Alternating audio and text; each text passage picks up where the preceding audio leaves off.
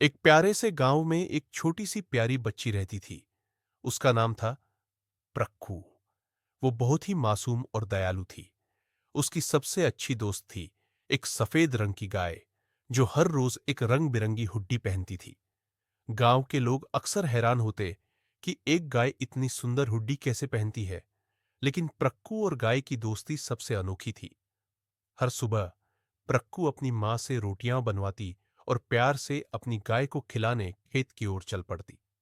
गाय भी उसे दूर से आते देखकर खुश हो जाती और पूंछ हिलाकर उसका स्वागत करती।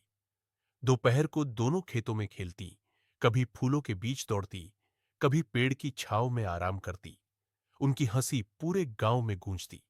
ऐसा लगता मानो इंसान और जानवर के बीच कोई फर्क ही नहीं। लेकिन एक दिन अचानक प्रक्कू को तेज बुखार हो गया। वो बहुत कमजोर हो गई और अपनी प्यारी गाय से मिलने नहीं जा पाई।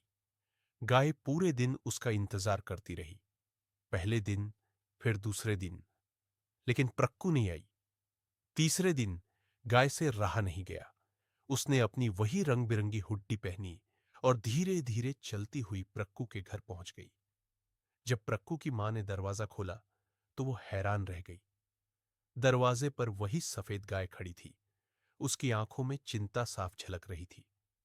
मां मुस्कुराई और कहा, आ जाओ, तुम्हारी दोस्त तुम्हें याद कर रही है।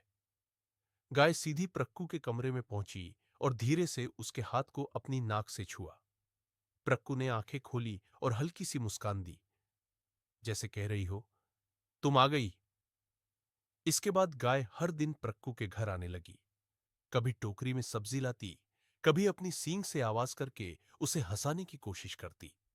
प्रक्कू भी दिन ब दिन ठीक होती गई। कुछ ही दिनों में प्रक्कू बिल्कुल स्वस्थ हो गई। अब दोनों फिर से खेतों में दौड़ने लगी, फूलों के बीच, आसमान के नीचे, जहां सिर्फ दोस्ती और खुशियां थी।